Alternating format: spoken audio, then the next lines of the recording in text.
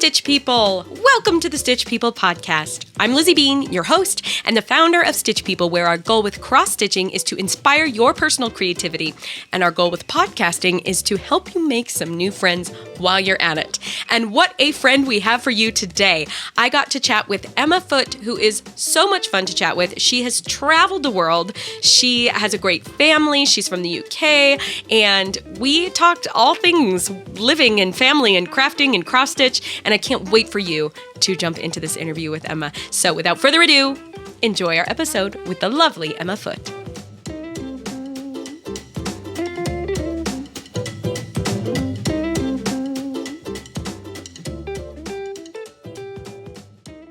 Hello, Emma. Thank you for joining me on the Stitch People podcast today. How are you doing? How is your day so far? I am very good, thank you. My day has been very good. It's very wet and windy in the UK at the moment. But yeah, it's all right. How are you? Oh, good. Thank you for asking. That's very nice. It has been surprisingly wet and windy for a desert. Utah has not been this way in the winter, the last few winters, but we've had a lot of good snow and rain. Where in the UK are you? I am in Somerset, which is in the southwest. Okay, I was going to say, I know the name, and I feel like that's southwest. I wouldn't have said, but okay, Somerset. Yeah, it's kind of, if you look at the map of the UK, you've got Wales, and then kind of we're just under Wales, if that makes sense. On the almost like the thigh of the sticky out leg, if that makes sense. Yeah. Are you? That's Stonehenge is more north than you, right? Yes, but it's not that far. Oh, okay. Really, okay. It's in the arena. It's in the vicinity. Like it's probably an hour, maybe a bit less away. It's not too far. Okay, alrighty. So you're in the magical place of of England. Are you born and raised in Somerset? Yes, I am. Although I've kind of come back in a bit of a roundabout way. So I was born here, grew up here, and then I went and did my gap year. I spent a year in Australia. Oh, wow. And then traveled around Australia for a bit, then came back. My mum was very insistent that I had my university place ready for me when I came back, because I'm pretty convinced that she thought I'd just go over there and just stay. Just stay forever. Yeah. Had to have something to bring you back. Exactly. So she was like, no, you need a university place. So I got my university place deferred, went to Australia for a year. Then I went to university for 3 years to train to be a teacher. Oh, wow. And in my third year, my university had links with forces schools. So I actually went and spent 3 months in Cyprus. So it was like an English primary school, but it was in Cyprus for the children who were over there with their families. That is so cool. And then while I was there, I was offered a job in a different forces school, but in Germany. So I then went to Germany for 5 years and taught over there for 5 years. And then I was like, right, I've done it. I've got it out of my system. I'm going to come back to the UK. I bought a house. I was like, no, I bought a house back in Somerset, near family. It was great. Met my now husband. And then a few years later, he went, I've just been offered a job in Washington, D.C. for 3 years. So we packed up and we went to Washington, D.C. and we came back in March last year. So we've almost been back in the UK for a year. And we now have a house in the UK. We're looking to move, but about 3 miles away from where we are. So I think for now, I am settled in the UK. Wow, that is so cool. You've had so many adventures. And has that pretty much all been, it sounds like it's been pretty back to back. Yeah, it has. So yeah, my parents call me like the boomerang child, because I'll go away and then I'll come back and then I'll go away and then I'll come back. So yeah, I genuinely thought when I came back from Germany that I'd kind of got it out of my system and I was just content with going on holiday every year. And and then when my husband said, do you fancy going to America for 3 years? I said, yeah, why not? Like if someone's handing you the opportunity, we don't really have any ties in the UK. So yeah, let's go. Right. Oh, that's so cool.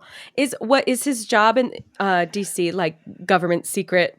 It's not like a secret, but yeah, it was with the UK government. That's cool. I'm just imagining him being like, I've got an assignment. I can't tell you anything about it, but we have to go to Washington. People ask me, they're like, so what does he do? And I'm like, I don't know. They're like, oh, is it because you can't tell us? I'm like, no, I genuinely, he tells me what he does, but I don't really understand it.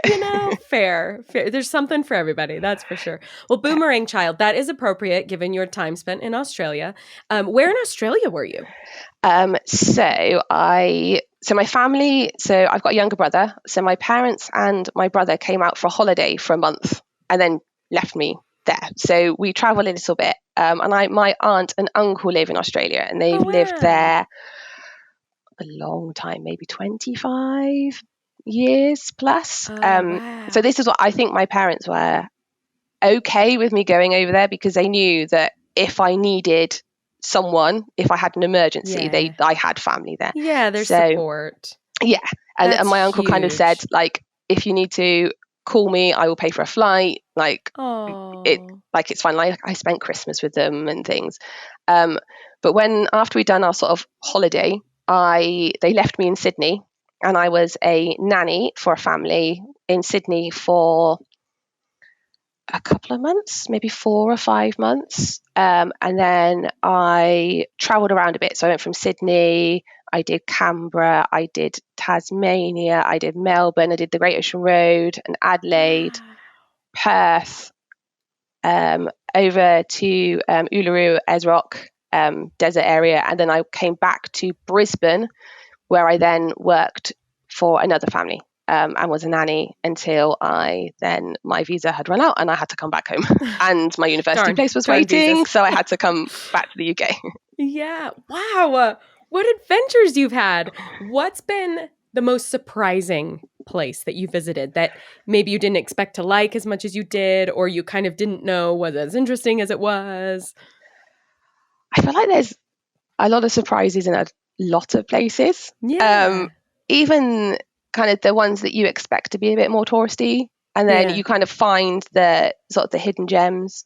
Over in the US, the most surprising place I think was Badlands National Park. Oh yeah, because my husband had said, "Oh look, there's this is National Park. It looks really good. I think we should go there for a visit." And I kind of just took his word for it. Didn't do too much research. That he was doing the organising for this trip.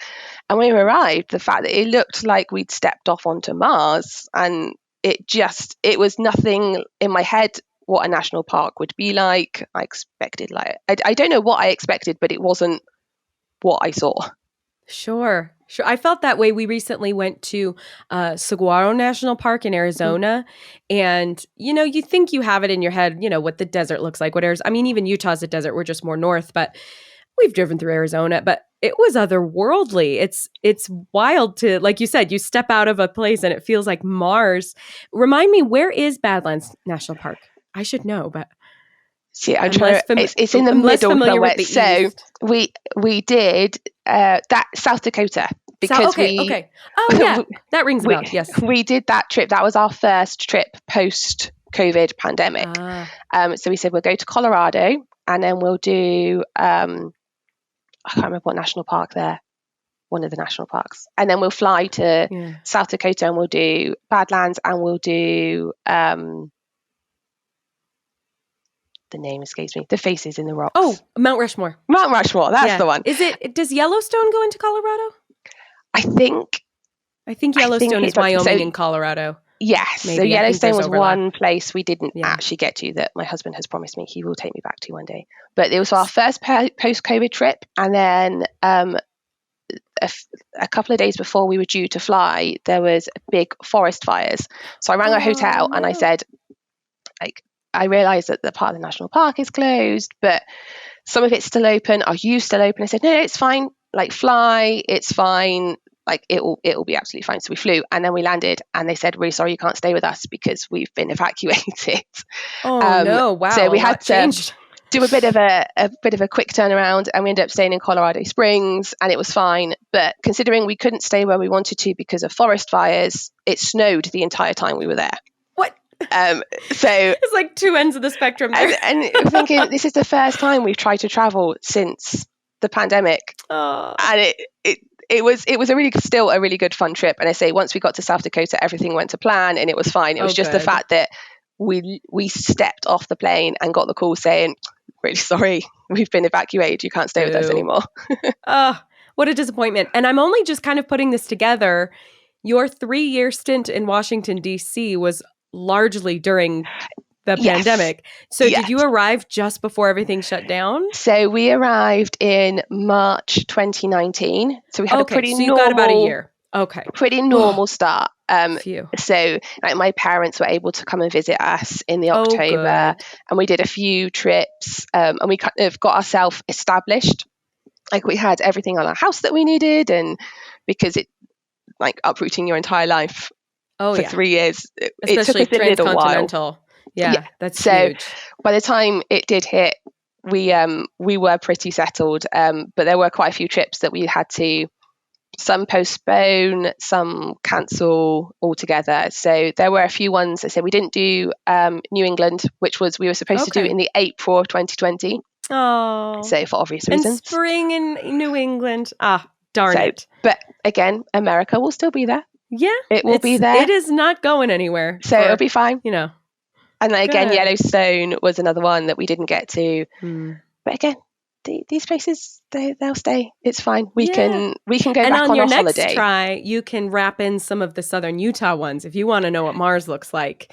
Man, that's just Utah. Southern Utah is one of those places where it's like you think you know because you've probably seen some pictures of like the rock arches or whatever. But in person, oh my goodness, the massive things are just so massive. The Rocky Mountains are not joking around. So yeah, definitely come visit us in Utah when you come. I will back do out this way. You haven't got rid of me just yet. Yes. Oh, good.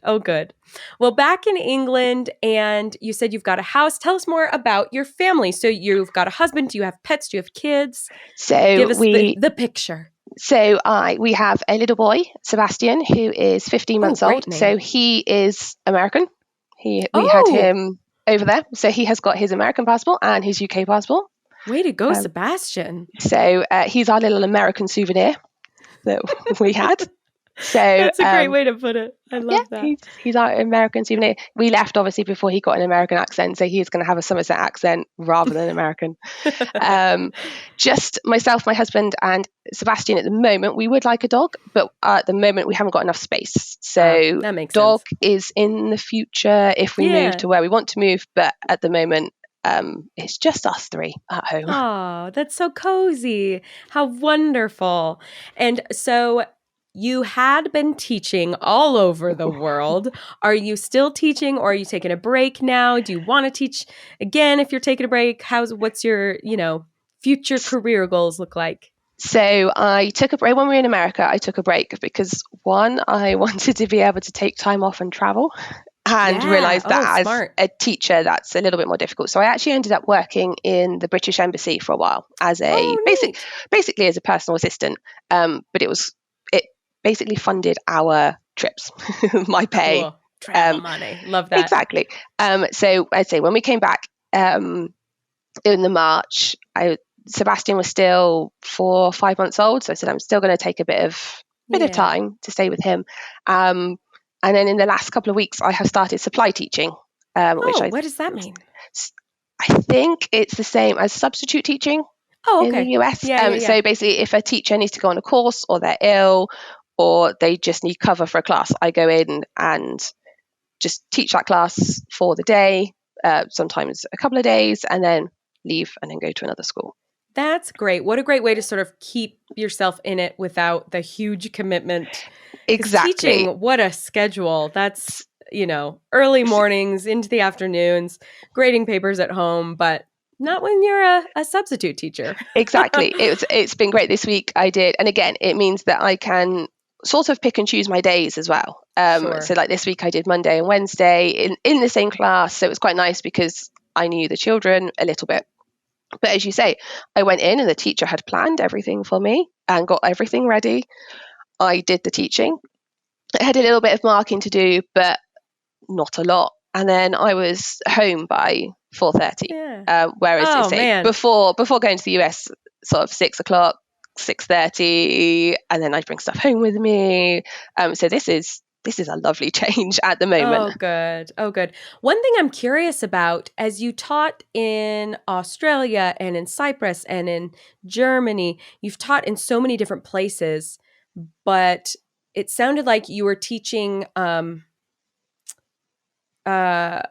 what's it called? What was it? What was the word you used that described what you were doing? The curriculum Yeah. was Was it kind of similar everywhere you yeah. went, or were the schedules different? Were the needs different depending on where you were? So in Germany and Cyprus, because they were forces schools, it was basically Forces, like that's the they'd word I'm looking picked up for. an English primary school and stuck it in Cyprus and Germany. Germany Okay. was pretty much the same as teaching in the UK, sort of hours wise, kind of Sure. children wise. There was a lot more because they were children, especially in Germany, they were children whose parents were in the army. So there was a lot of turnover. So at the beginning of the year, I might have 21 children, and then it might drop down to 12, and then it might Oh, go up to 30 interesting. children. So you'd get children appear midway through the year, or children leave, and you have to make sure that obviously that their new school has got everything that they need and need Right. to know. So it's quite, at one point I taught, one of my classes had 12 children in it, and kind of average class sizes are 30. I was like, what do I do with 12 children?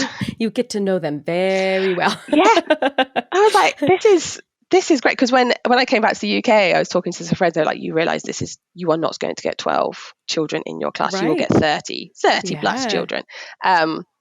So that was probably the biggest difference. In Cyprus, because of the weather, we used to start I think our first lesson started at 7 a.m. and then we finished at just after lunch, so 1:30-ish. So it was a Whoa.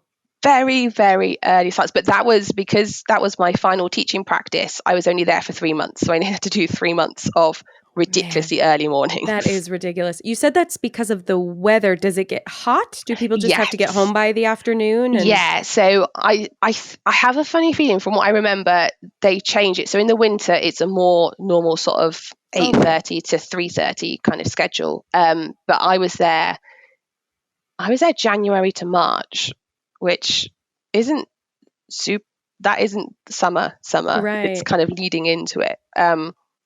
But it used to get really, really, I used to do PE, so physical education, with the children outside at 7:20 in the morning, and they were fine in their shorts and t-shirts. The only concern we had was mosquitoes and making sure Oh, that the mosquitoes wow. didn't eat us alive. Isn't it amazing just the different ways people have to live Yeah. that you And don't so, think and about? yeah, and you kind of, and then you get to lunchtime, and then the children would all go home and be collected. And where I was in Cyprus, there was a beach nearby, so I know that it was a great lifestyle if you had a family, I think, because Sure. you can then Yeah. go to the beach for the afternoon, or you can go to the pool and you can then go to the mountains. There was a lot more opportunity to just be out, sort of, Right. especially when school finishes so early. Yeah. That seems what you're describing sounds very similar to the way people describe California, with its moderate weather. We were in Southern California, and it in the winters maybe got into the 50s Fahrenheit. So a light jacket, maybe a sweater, Yeah. but that it allowed you to go to the beach almost year Yeah. round, and like you said, go to the mountains, and if you go way up in the mountains, you might get to ski in the winter, even though Yeah. it's 70 degrees down in the valley. So kind of best of all worlds. That's so interesting. That's so interesting. So do you miss any of those places, or overall would you say you're glad to be home? I think because we've still only been here less than a year, I think at the moment I'm glad to be home. Oh yeah.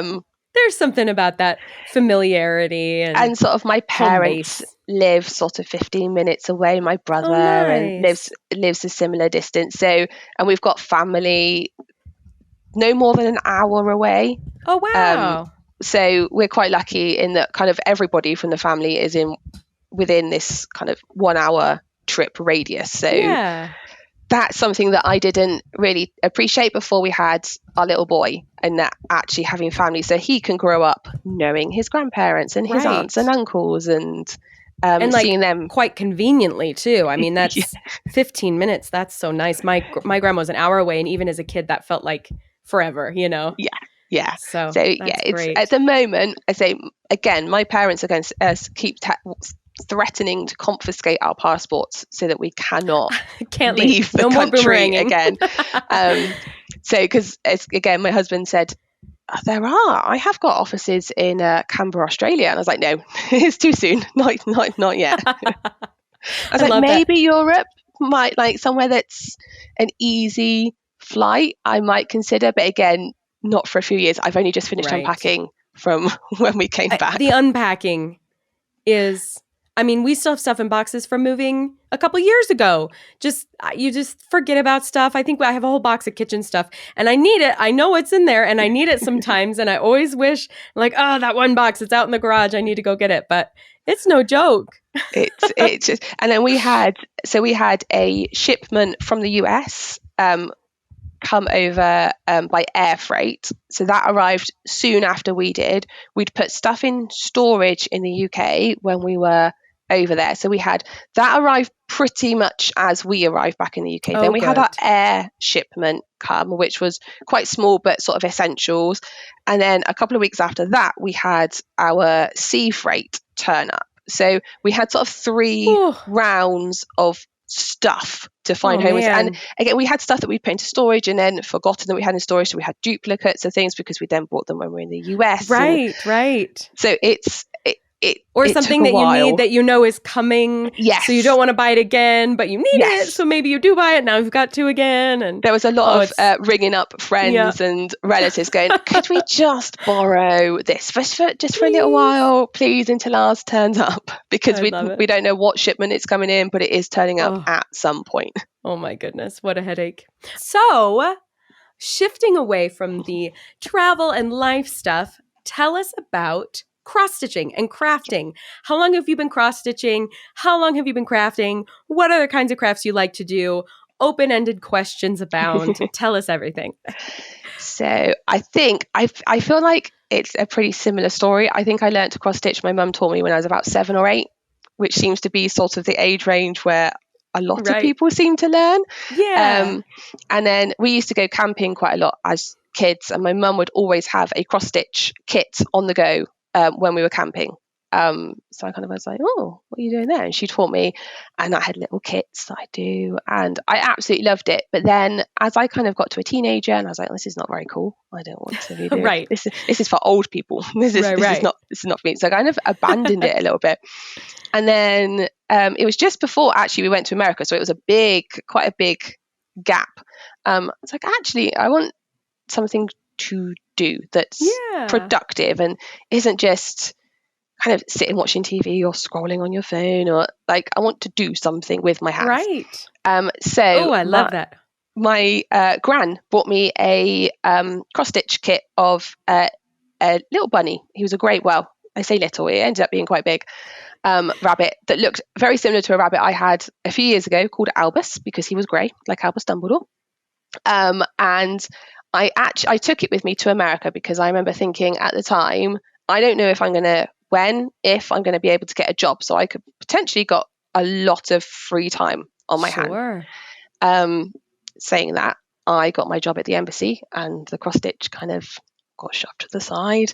And then COVID hit and I was working from home and we couldn't go and do what we wanted to do. So I kind of dusted off this cross stitch kit, of which I'd done about 6 stitches in it. I had started it. I just had abandoned it. So I finished this bunny. I was like, I've forgotten how much I enjoy this. So was searching, when I finished the bunny, I was searching for other kits, because at the time, I don't think I really realised, or kind of, I didn't realise that you could cross-stitch things that weren't kits. Like, I don't think I realised that you could buy the floss and make up your own patterns. And like, I think it was just in my head, I'd always stitched from kits. That was all there was. I think a lot of people might perceive it that way. As you're saying that, I don't know that I've ever had that thought myself, but hearing you saying that totally resonates. That, like, especially when you're a kid, and especially, 20 years ago, that was kind of the only way. I mean, you could get pattern books and assemble all your materials, but for the most part, it was just the kits. So I think for some people, it definitely is a bit of an awakening to go, oh, yeah, there's different ways of handling this or of doing this or creating with this medium. So I love that. Yeah. And it was as I was searching, obviously the internet knew I was searching for cross stitch kits, and Stitch People kept coming up again and again. I just kept seeing Stitch People. I was like, oh, that's quite good, but no, I can't do that. And then it would just keep coming up, and I was like, right, I need to investigate this a bit further, because the universe is telling me that I need to look at Stitch People. I love it. So I took the plunge. I was like, no, I'm going to do it, because I had this idea in my head that my granddad, obviously at the time we were in America, his like my mum, so his daughter and dad were still in the UK, as were my brother and his fiance, but my granddad's other son was in Australia, and he had two children who are in Australia who've now got their own children, so his great grandchildren in Australia. And it's been, I think the last time we were all together was 2008. When I saw the Stitch People book, I thought it was a very ambitious thought, but I was like, I can make a Stitch People portrait of everybody for Granddad for Christmas. Yes. I can totally do this. I love that. I bought the book, and I thought, I then, the sensible bit of my brain kicked in and said, why don't you just try something a little bit smaller for your first project rather than all these people? Good tip. So I think it was Stitch People Day, and it was stitching somebody that meant something to you, potentially, something like that. So I stitched my mum, who is a school librarian. So I stitched her with a bookcase and a little trolley of books, and then a quote about reading at the bottom. And I remember when I was stitching, and then I kind of stepped back a bit, and then I went, it looks like my mum. It actually looks like mum. Yes. I was like, I did this. Well I did done. This. So after I'd kind of gone, yeah, this could work, I got my graph paper out, because I like to sit down. I had all my colouring pencils, and I drew out each person, and I cut them out so I could layer them. So there's lots. The teacher side of me was very happy, because I got to cut things out, stick things together, and like work on my layout. And I think I must have started it in the summer, because my granddad's birthday is November. So I thought, if I aim for November, and then if I miss that, I can send it to him for Christmas. Perfect. So I'll because realistically, I thought I'm not going to finish by November, but I'll try. So it ended up being, I think, 16 people, 3 dogs and a tortoise. And a tortoise. Because my granddad has got this tortoise called Timmy, who is older than mum. And when they were in their old house, he used to escape, and he ended up painting a big cross on his back so he could go upstairs and look out the window and see which neighbour's garden Timmy had escaped into.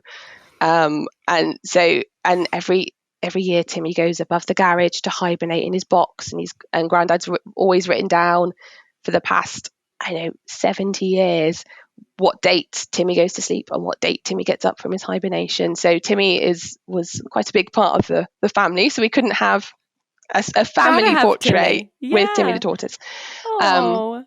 So I made that one for Granddad and framed it. And then I was like, hang on, I've got a bit of time before the posting deadline, because obviously we were in the US at this point, so I had to make sure I finished it so that it could be posted to the UK and get there in time for Christmas. Which is trickier than it sounds often. Exactly. So I was like, right, I can give my mum her one, because I hadn't showed her the one that I'd made for her. I was like, I'll save that one for Christmas. I'll send that one. And then my brother and his now wife were supposed to be getting married in September 2020.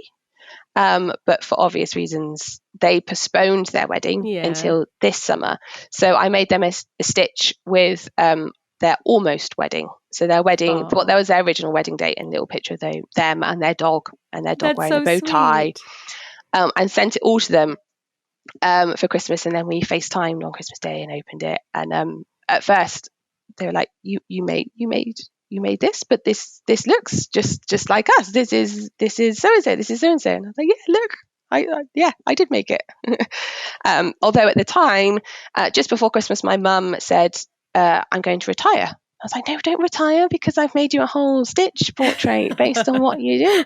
And then my brother and his fiance said, we're expecting a baby. I was like, I've just made you a picture of it's only the two of you and your dog. There's no baby in it. So I've had to do a few updated ones since. And for my granddad, he's got his big main picture, but since then, say my brother's had a little girl and I've had our little boy, so I've done sort of 6x4 pictures underneath of the sort of the new family perfect. groups. A little update. Exactly. And then my cousin is also pregnant at the moment, so I'm going to have to do, as more great grandchildren from my granddad arrive, I'm going to have to do lots of little extras to add to, because at the moment the original portrait is a bit out of date. But it's That's always the conundrum. How to update? Do you pick it out? Do you add? Do you what do you do? So many ways I'm not to doing tackle. I'm not doing a teeny tiny baby on top of what I've already done. I can just imagine that will be an absolute nightmare. So we'll just do extra editions instead. Oh, I love that. Well, what a wonderful reception and situation for kind of your first go at everything, that kind of every, the main players in your family all get something meaningful and everyone's just surprised and delighted. How, was it exactly what you had hoped? It was. The only thing I wish was that if we could have been there to kind of see them in person, but no, because I said we need to FaceTime when we're opening presents. Like we need to, and they're like, okay, like we'll FaceTime you on Christmas Day. I was like, no, you have to FaceTime me when you're opening your presents. And then when they did that, like, oh, now we understand why you were so insistent on us FaceTiming you as we were opening. But yeah, it was it was everything that I wanted it to be. I love that. Congratulations. I mean, that's especially like you said, I love your brain told you to tackle something smaller first. So you instead decided to do like a full scene for your mom with the books and the cart and the quote. A different kind of complicated, I guess. But fewer people. Books are easy. Books that's were true. just sort of 3 or 4 stitches. Easy peasy, it's fine. That's true. Have you made a portrait for yourself yet, for you and your family? So I've made one of our wedding day. Oh, nice. Because we got married in February and we had an amazing, thank you. It was the February before we moved out to the US. We got married in February and then moved to the US in March. It was a lot happened all at the same time. But we had the most amazing sunset, kind of it being a bit wintry still. The sky was amazing. And I found this Ada that was a sunset. So I thought, rather than me stitching the sunset, because that would take a long time, I can just stitch on top of this. Good choice. That's so cool. And then gave it to my husband for our cotton anniversary. Because perfect. Year number ta-da! 2. He's like, oh, it's one of us. It's perfect. But I am yet to do one of us and the 3 of us at the moment. So that is on. I've got quite an extensive to-do list, which my New Year's resolution is to stop making my to-do list and actually start doing some of the stitches. Because I could go, I could do this and I could do this. And I'm like, no, just focus on it. You've already had 15 ideas of what you want to stitch. Finish. I know the feeling. There are ideas that have been living in my head for years of portraits or projects that would be so cool, so fun, look so good. But here we are. Yeah. Alas, time is a limited resource. And I think it's because it's for me. So I'm like, I've got all the time in the world. Whereas I say if you do one for someone else, you've usually got, I want to do it for their birthday. I want to do it by this point. Whereas for us, I'm like, yeah, I can do that anytime. Of which it then gets shoved to the bottom of the pile, doesn't it? Just pushed back and back and back. Forever. I say at this point, our son will be sort of 16 before I manage to actually stitch him. Happy 16th birthday, Sebastian. Great deadline. Exactly. Mark the calendar. Maybe I think I might be able to make that deadline. I think I can do that one. Oh boy. So is the majority of your stitching now, well, before I ask that question, tell me about sort of your stitch schedule or your craft schedule. How often are you stitching? Is it something that you do in waves or work at consistently? And the part B is, do you do most of your stitching for other people now? So interestingly, I did do all of my stitching for other people, but this year, And I do tend to do it in waves. I'll get a project and then I'll work solidly on the project until it's done. And then I'll go, no, I don't want to pick up a needle for a while. I'm the same way. Just leave it in the box. Just ignore it. It's fine. Whereas this year, I've actually signed up to the peppermint purple black work stitch along because I've seen all these black work kind of pieces and they look amazing. And I quite like doing back stitching. Like my favorite bit is of sort of, if I do some like a quote at the end of it, at the bottom of a Stitch People portrait, I save it to last because I really like doing that. So I thought I'll give it a go. And it's a weekly one. So, but nice. it's only small. And at the moment there have been 2 squares released and I am up to date. I have done my 2 squares in the hope that by doing it a little bit more consistently and for me that I can, and by doing that then I can do some other things as well because I already have my cross stitching stuff out. Totally. And it's something for you that you just enjoy, which I think is huge. And if I do fall behind, then I can just do the weeks. I'm going to try. I say it's only on week 2 and we've got 50 weeks left in the year. But I am going to try really, really hard to actually stay on schedule because I also do have a feeling if I get too far behind, I'll just go, there's no point. I just give up.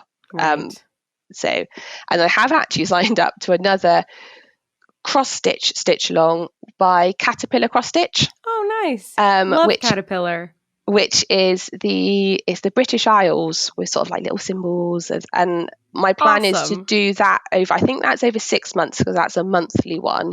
So I figured that by having a weekly one and a monthly one, then that will kind of tick all the boxes. I love that. And they're a little bit different. Like the black one's smaller, just the lines. Then you've got your cross stitch one, a little bigger. So you've got some things to look forward to, but kind of no pressure either way, which is really, really cool. Exactly. And it being the British Isles, it reminds me I'm home. I'm not going to go off adventuring for a while. This is home. So yeah, then my plan this year is to be just a little bit more consistent because when I sit down and do it, I really enjoy doing it. And it stops me, I say, like scroll it, like I'll sit down during nap time, for example, put Sebastian down for a nap and I know I've got a couple of hours, and if I sit down and just like start aimlessly scrolling on my phone or oh my gosh, it's like this black hole, isn't it? Whereas if I sit down and actually stitch, I feel like I've like achieved something. Totally. And I do really enjoy it. Creative outlet, and you're making something that either you can give or hang on your wall. You know, it is something. It's more than just scrolling. Like you said, it's not mindless at all. No. So I say that is my kind of ambition this year, is to be a bit more consistent and maybe make my way through some of my to-do list. Good for you. Items. I dig that. I think all of us could use a little bit of that. It's amazing how the myth of the to-do list, right? You have this list and you're like, oh, I'll just get it all done. But often it's like the older I get, the more I realize. I think part of the reason I put off to-dos is because inevitably by doing them, it sort of will create more to-dos. Like, you know, if you clean the one thing, well, then you've got to do the laundry because you've got all the dirty rags and towels from doing the cleaning. Or if you know what I mean, like there's always something. And so anyway, to-dos, there's got to be a better way. I always just say, let's just stop. Like, let's just stop holding ourselves to the expectations that we have to keep doing all the things. Unless, like you said, it makes you feel accomplished or brings you joy to be. It sounds like you're getting really intentional with how you're wanting to spend your free pockets of time, which I think that's the difference. Is you can be mindless about scrolling and you can be mindless about like chores and all the things you tell yourself you have to do, you know, so maybe it's good to just reassess and say, hey, no, I want to spend nap time cross-stitching or doing my black work or doing, you know, just choosing and being intentional and mindful about it, which is really, really cool. Yes. Yeah, so I say we're in week 2 of 2023, but so far so good. Yeah, so far so good. 2 out of 2. That's 100%. I think that's a big win. So is cross-stitching sort of your primary creative outlet? Do you have other crafts that you do or other ways of being creative, you know, whether that's in the kitchen or musically or anything like that? So I will kind of give anything a go. Ooh, Like I my love it. mother-in-law bought me a latch hook kit for Christmas because she said, do you want some Ooh. cross-stitching stuff or do you want something different? I was like, I'll give something different a go. Give it. I tend to, like, I'll do something and be like, yeah, I really enjoyed that, but always end up gravitating back towards cross-stitch. I think it kind of the methodical part of cross-stitch suits my brain quite Yeah. nicely. I like knowing what I'm doing when I'm doing it, crossing it off. So yeah, I enjoy giving other things a go, but I think I always gravitate back to cross stitch. Although I do enjoy baking, and when I am stitching, one of the things I will have on pretty consistently is the Great British Bake Off. Oh, I was watching it yesterday. It just makes you I feel love happy. that show. It does. I absolutely love it. So I say I probably don't bake as much as I would like to, but that isn't necessarily a bad thing, I don't think, because where there are treats, one must eat them. Exactly. There's only so many cakes that you can be like, oh, it's another cake today. Right. But when I am in the kitchen, I do enjoy baking, and I got a new Bake Off cookbook for Christmas, so I'm quite excited to try some of those recipes. And would you ever apply to go on to the Great British Baking Show? I don't think so. I keep joking to my husband. I was like, "This is my year. I'm gonna do it." But I feel like I don't want to like make the stress of like the technical challenges just scare me, quite frankly. And I know for a fact that I would practice something at home and it'd be like, oh, that come out really lovely, and then like the curse of the tent would happen, and then in the tent, everything would go. I'd completely forget. I'd be that person that didn't turn their oven on and like put salt in instead of sugar, and I'd be that person, be like, I can do it at home. Honest. There was one, we're watching, I think it's the latest season, and there was this woman, I can't remember her name, but she was super, super fun, and she had like pink and purple hair. Carol. Carol, yes, I loved her. And I said to Spencer, because I've started making him watch it with me. I was like, this show will decrease your stress and increase your joy. We're watching it together. I mean, he's seen it on when I have it on, but he's never been invested like I have. So he's watching this season with me. We haven't finished the season yet, but Carol everything was consistently overbaked. Yeah. And I said to Spencer, one thing that I think people don't think about, or they don't really talk about or comment about a lot.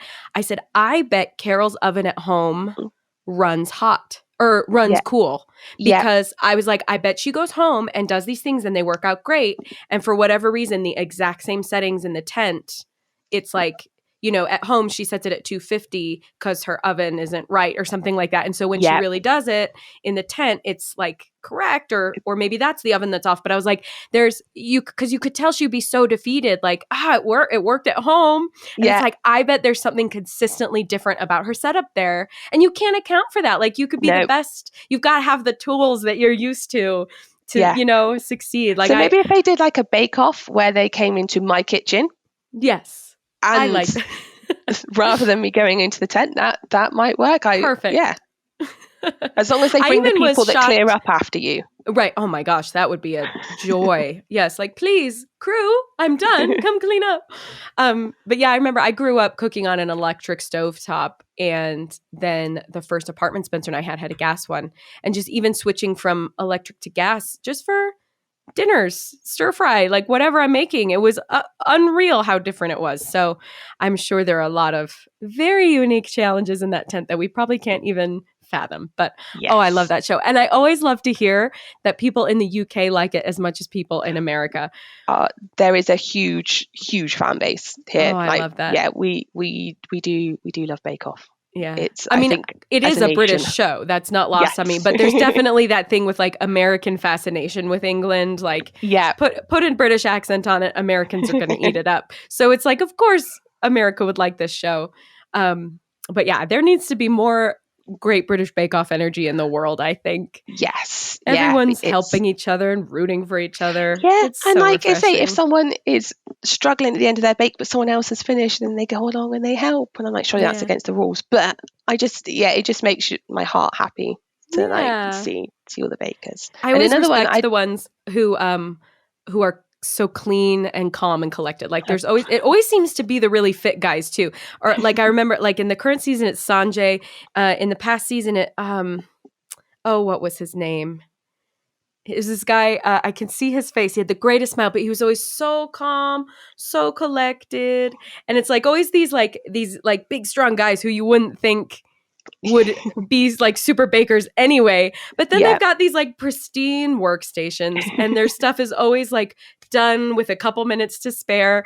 I'm a little bit chaotic. Not chaotic. I tend to pull things out and I leave them out because I might need them again. And that's whether I'm cross stitching or cooking or baking or whatever else. So I definitely would be one of those people with like stuff all over my apron and like, ooh. So I definitely need the cleanup crew. You were going to tell us something else, I think, that you watched. I don't know if this has made it over to the US, but there's also the Great British Sewing Bee as well, which is they like on machines. And it's a very similar setup to Bake Off, where they have something to make and then there'll be another challenge where they don't know what it's going to be and they have to sort of alter one thing into another. But that's another one that it hasn't got the same place in my heart as Bake Off, because I feel like Bake Off is its own special Mary Berry, Paul Hollywood, like you can't mess with it. But the Great British Sewing Bee is another one that's nice to look at that. Nice to that sounds really cool, because in the US, I don't know if it's across the pond, but we do have that show, Making It, with Amy Poehler and Nick Offerman, and I think it's supposed to be a little bit. I've watched a few episodes, but it's been a while. But it's a crafting show, and there's a bunch of makers who have blogs or influence, they're crafty people, and then they have challenges that they have to do, and you've got supplies to it's sort of Bake Off-ish for crafting. But I like the idea of even limiting it further just to sewing, so everybody's kind of doing the same kinds of challenges and things. That sounds really interesting. So do you sew as well, or is it just something you like to watch? So my mum is great at sewing, and she will whip up clothes. I'll say to her, "Oh, I really like this dress," and she's like, "I can make you one." And the next time I see her, she's like, "I made you a dress." Whoa! That's impressive. Yeah. At Christmas, she made Sebastian a little shirt and some little trousers to go with it, and then I had a matching top, and then she had something else that was matching, and then his cousin, who's only 3 months older than him, had a little dress on, and we were like the Von Trapp family. It was great. I love it. I don't think I've inherited her ability to sew quite as well. I've got a sewing machine and I like making things, and mum has coached me, and I've made a dress and I've made a skirt. I make quite a lot of bunting because it's triangles, so it's 2 straight lines. Sure.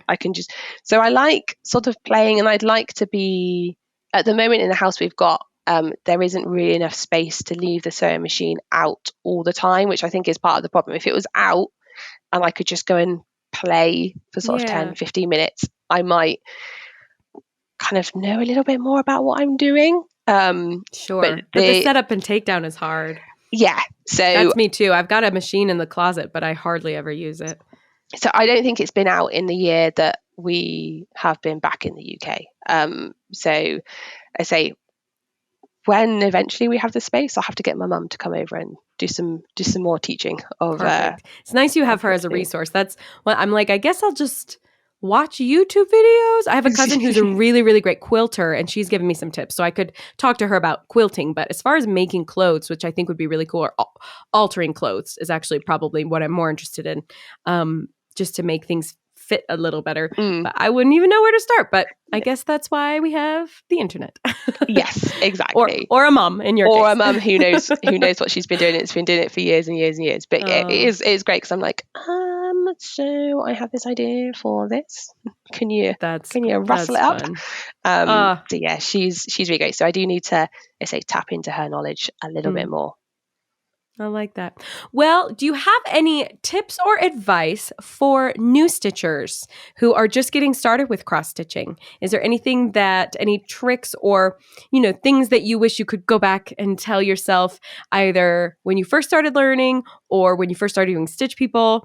What do you think is good advice for new cross stitchers? I feel like probably if you make a mistake, you're probably the only one that knows it's there.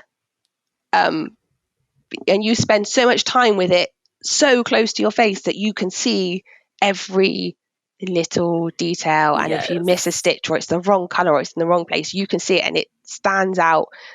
No one else has any idea that it should be there. Adding emphasis to what you're saying. Yes, sing it from the rooftops. Oh my goodness, yes. Because even like on, I say the big portrait I did for my granddad, I go back and look at it now and I'm like, that person's face, I've done the top stitches different to kind of the row underneath. And I'm like, he doesn't realize that. Like, I don't know what was going through my head at that point. Maybe I was just done with doing 16 people and I was like, no more. But I was like, he doesn't know. And unless I point it out and say, by the way, those stitches are all supposed to be in the same direction, he just likes it because it's a portrait of his family. Yeah, I say I notice it when I walk in the room, but that's a big fallacy too, that the idea that other people notice, like no one is as critical of yourself as you are. And a lot of times people try and anticipate a criticism by being, oh, I'm so sorry I did that row wrong. Oh, I made a little mistake here. But you're absolutely right. Most of the time, especially people who aren't crafters, will not notice it unless you point it out. So just keep your mouth shut, bite your tongue, don't say it, even though you're screaming to apologize for what you perceive to be. Like, I'll do it again, don't worry, I'll do it again, it's fine.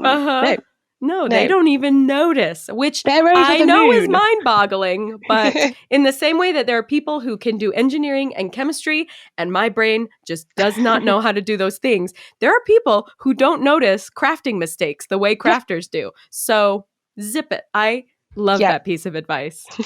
Oh, that is so wise. So I do need to remind myself of that sometimes, I think.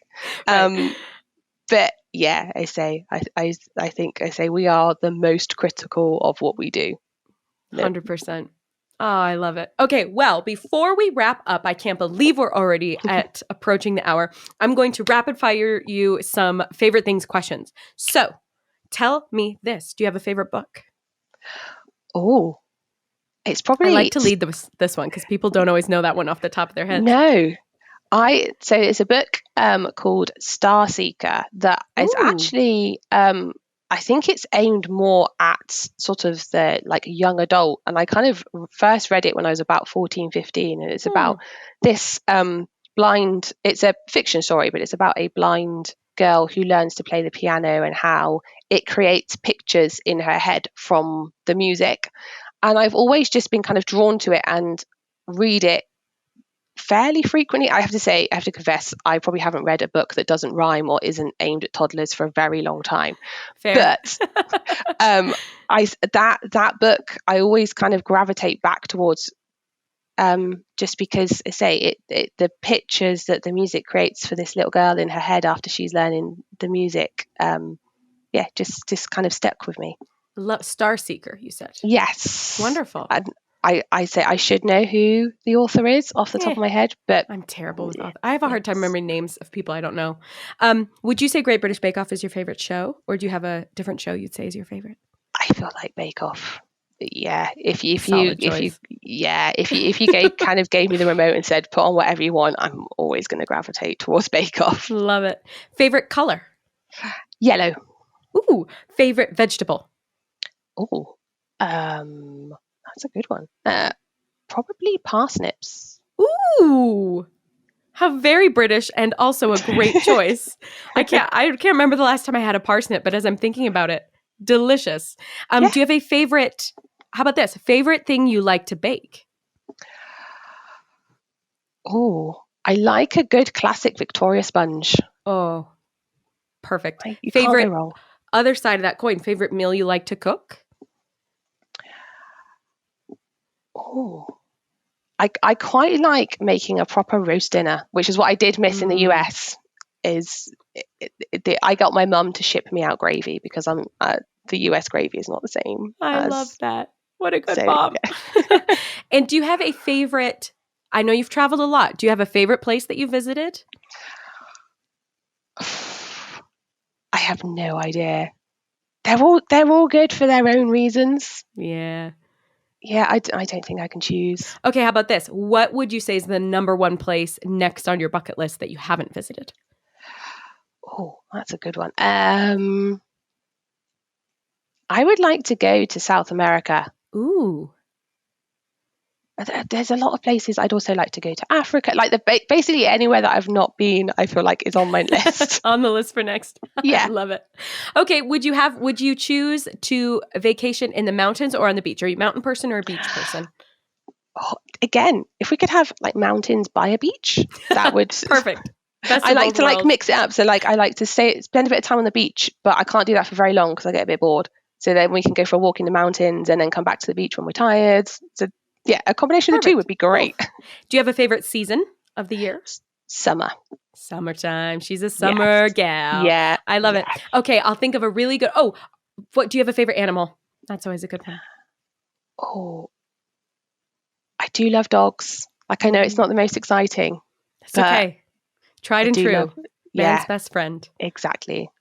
Awesome. Well, Emma, it's been so fun to chat with you. Tell us this. If anyone would like to connect with you and get to know you a little more, be your friend, where's the best place to do that? Do you find yourself on the Stitch People community? Do you like connecting with people on Instagram? What would you say is a good way Probably to be in touch? the Stitch People community, which I have to say is like the happiest corner of the internet. Huzzah! It is so it's just a nice place to be. So yeah, Everybody's probably on so there. Great. Yes. Wonderful. And everyone's so helpful. Like if you've got a problem or you don't know, or even just having the search bar and going, I don't know how to do a tortoise. It's in the book, but what does a tortoise look like? Search tortoise, and then everybody's tortoises appear. I love it. And no, if for anyone who's wondering, I did not pay her in advance to mention the search bar, even though I probably should for everyone that comes on this podcast, because the search, there's so much, because that group's been around for years. So you never know, just because you haven't seen it recently, there's probably something in there that you're looking for. And I feel like anything in the world has possibly been stitched at some point. So true. On that group. I mean, you'd be surprised the requests we've had, and it's like, no, there's definitely something about that in there. So, oh, great, awesome. So, find you on the Stitch People community. Yes. Check out the search bar, and thank you so much for your time. It's been a pleasure to get to know you. Thank you. It's been fun. Parting words for our Stitch People community? No, just if you've not jumped in yet, just do it. Oh. Just once you get going, although it is a bit dangerous, because once you get going, then you think of your million projects that you then want to do. So just be prepared. Be prepared for that to-do list to grow. Yeah, exactly. But yeah, just I say, if you haven't started yet, just start. I love that. Great advice to end on. Thank you so much, Emma. Thank you.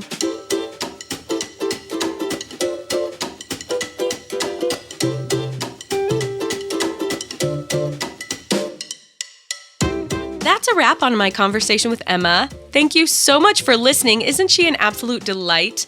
I should have circled back with her about having a gray bunny named Albus. That's one of the best things I've ever heard of in my life.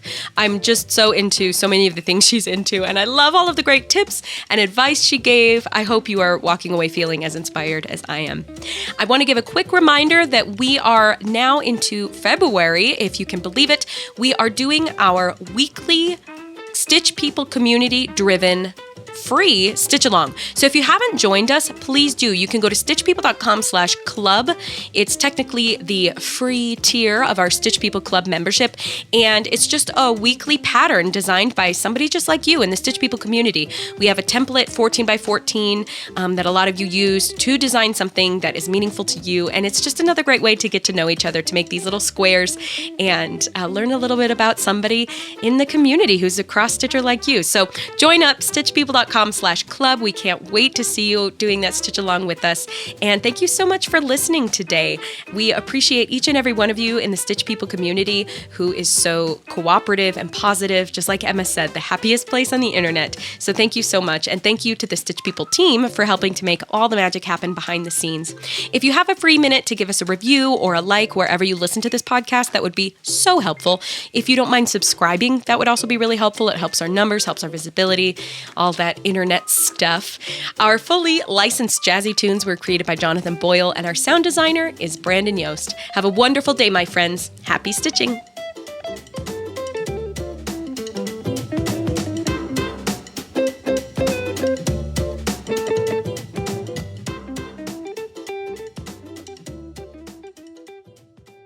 The Stitch People podcast is a production of Beanski LLC and Stitch People. Copyright 2022, all rights reserved.